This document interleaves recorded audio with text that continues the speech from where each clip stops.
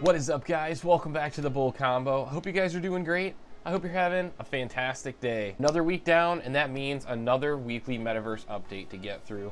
A couple interesting things to get through, so without any further delay, let's jump right into this week's weekly Metaverse update. All right, guys, so we're kicking things off with Earth2. I know last week I mentioned that there'd been some updates, some recent changes to the site, but we didn't have much information on exactly what was going on when it came to those changes. Well, today Earth2 has a new website announcement, and it looks like that announcement is aimed at addressing the recent updates to the platform. It seems to answer some questions, but it also seems to generate a whole new list of questions. So for the most part, what this documentation or what this update looks like is basically it's an organized or gathered perspective of information that the community kind of already gathered on their own.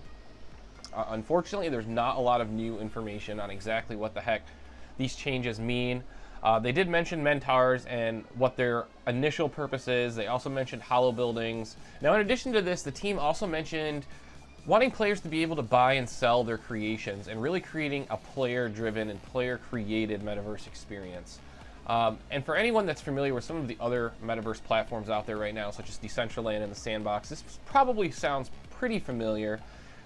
This, coupled with the SDK announcement that Earth2 did a few weeks back, sort of leads me to believe that that is the direction they're trying to take, a very player-driven, player-created world/experience. But until we see build tools, until we see a more robust marketplace experience, I don't believe this is something that's really going to be there. It obviously sounds like this is stuff that's going to happen down the line.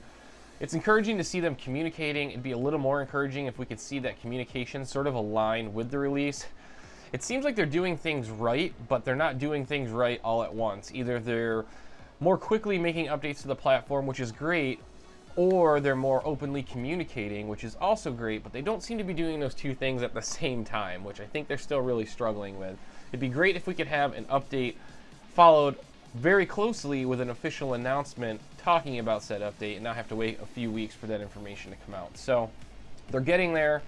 Hopefully they can figure out how to line this all up and make it to where it's more of a seamless experience, where they roll something out and are extremely transparent right up front with us on exactly what's going on, rather than sort of forcing the community to go in and gather their own information.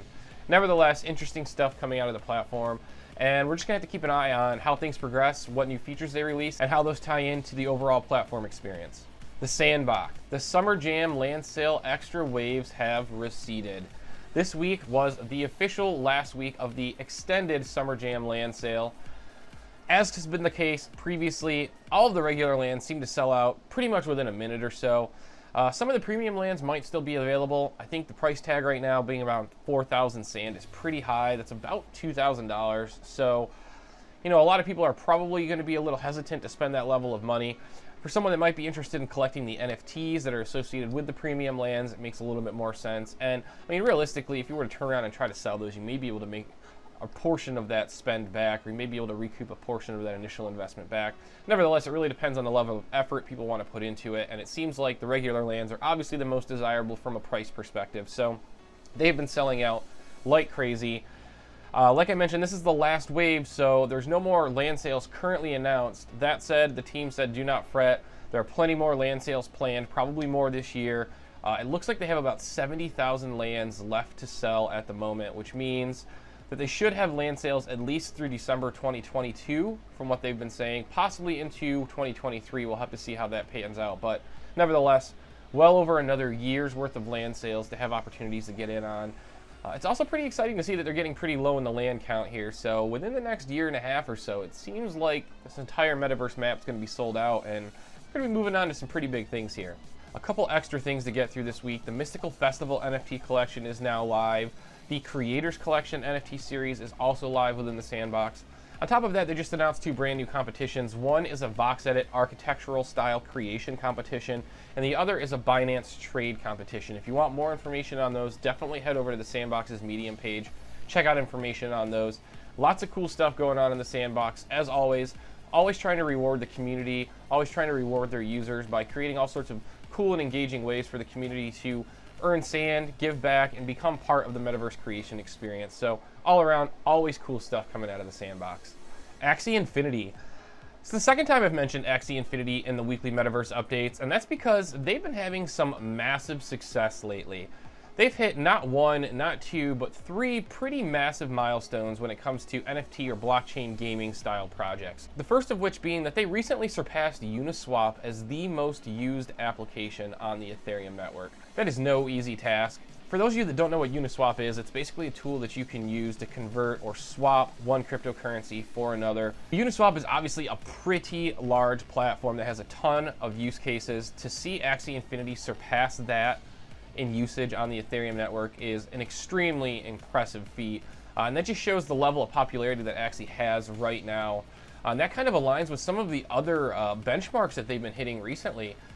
One being that they have just recently become the first NFT game to surpass 1 billion in total sales. And the last benchmark being that as of their last check, they now are up to 1 million active users within the platform.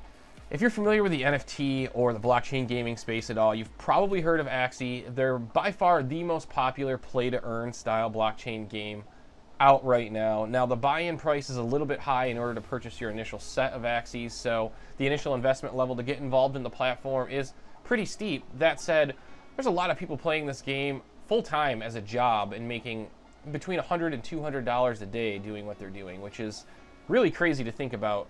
Getting to a point where we can just play a video game full-time and make money off that, that's insane. But nevertheless, that's the concept of play-to-earn. That's the concept of Axie Infinity, and they seem to be killing it right now, so I can't wait to see what else comes out of them. But really cool stuff coming out of Axie over the last couple days. Facebook. So it's been a couple of weeks since Mark Zuckerberg announced Facebook's intentions to enter into the metaverse, and while there hasn't been any new announcements or recent articles since then, it generated quite a bit of conversation. The reaction was mixed, to say the least. And from that, we've seen a whole host of people commenting on it, commenting on Facebook's entry into the metaverse, commenting on their fear of a metaverse being overly Facebookified, or the fact that the social media giant already has a very, very high level of user visibility and information at their disposal, and that them pushing into a metaverse just may make it much more risky or that much scarier to be involved with the platform, because now they're accessing parts of our lives that are even more intimate and more personal. So definitely understand that side of the spectrum there. But overall, just some very interesting thoughts and opinions coming out from this Facebook news that I thought were just worthy of being talked about. And that kind of leads into my next topic, which piggybacks off of this, and that is regarding Niantic. So for those of you not familiar, Niantic is the company behind Pokemon Go. And recently their CEO did an interview discussing the metaverse, and he talked about some of his concerns and his viewpoints on the metaverse itself. In the interview, which I won't fully spoil, he basically said that there's a risk that the metaverse could become a dystopian nightmare. He emphasized the importance of AR utilization to create a metaverse that's built around benefiting and enhancing our existing world. He used the example of an airport with a digital ticket that also triggers an AR visible path that guides a user to their terminal. Something quite useful, something beneficial, something that also doesn't necessarily take away from reality, but just enhances reality. But when discussing the idea of a fully immersive VR metaverse, specifically one that's designed to escape reality, he believed that this could lead to a dystopian nightmare, and that this is the largest divide of intentions between innovators in the metaverse space. This is a really interesting statement, and something that I kind of touched on in a video a couple months ago, but I think probably bears repeating here, and that is that the metaverse has a lot of directions it could take, and I really do think that the most beneficial version of the metaverse would be one that incorporates augmented reality, and that is because it allows us to maintain a level of presence in the here and the now. And I think that's really what Niantic CEO is saying here, is that AR could be that type of catalyst that brings the metaverse into the forefront. But at the same time, if we try to push too hard into a VR level of reality escape, we could approach, like he said, a dystopian nightmare where we lose that sense of reality and we lose that value of reality, which obviously is very important to retain here.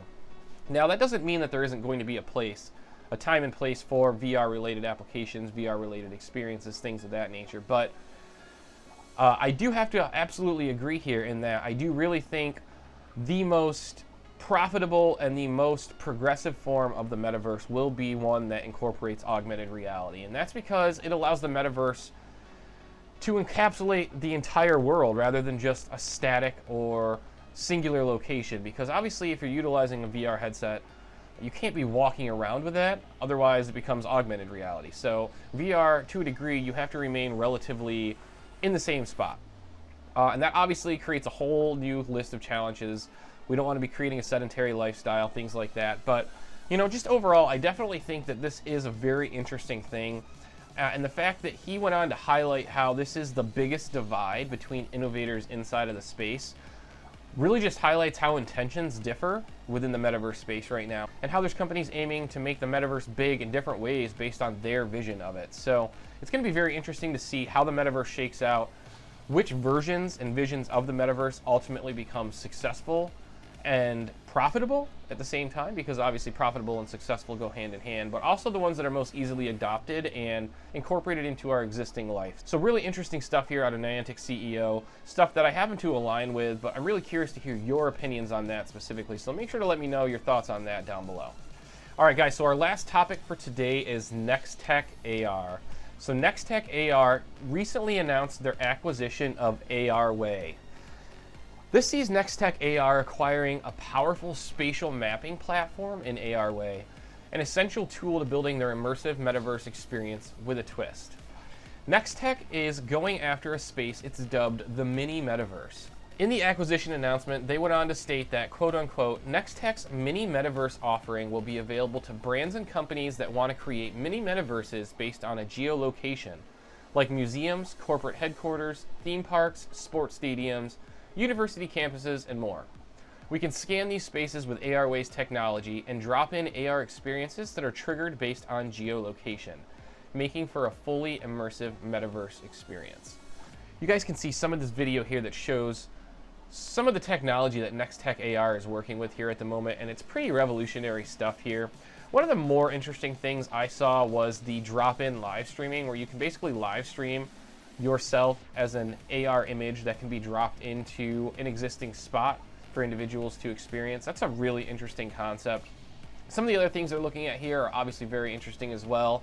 I think Nextech's take on the metaverse is one that seems very grounded. It seems based on experiences and exploration that are tied to physical real-world locations, and I do very much think that will be a thing as the metaverse expands, and I very much can see a point or a time in which people pull out their phones or put on their AR glasses wherever they are to see what the metaverse can offer them in that setting. So very interesting stuff here from Nextech AR, and I imagine that metaverse platforms are probably going to incorporate, adopt, or even partner with Nextech or companies like this to bring that metaverse platform to the next level and take their experience to the next level. So curious to see what other types of platforms like Nextech come out here in the near future, and what types of existing metaverse platforms opt to utilize similar functionality and similar features. All right, guys, so that was all I had for this week's Metaverse Weekly Update. As always, if you have any thoughts or opinions on this, I definitely want to hear them down below in the comments, so make sure to let me know that. If you liked this video, make sure to smash that like button. It really does go a long way to helping with the YouTube algorithm. If you guys like this content, as always, make sure to subscribe to the channel. Consider hitting that bell to get notified when I post new content. Other than that, guys, I want to thank you all for checking out this video. I hope you guys have an awesome Friday, an excellent weekend, and until next time, we'll see you soon.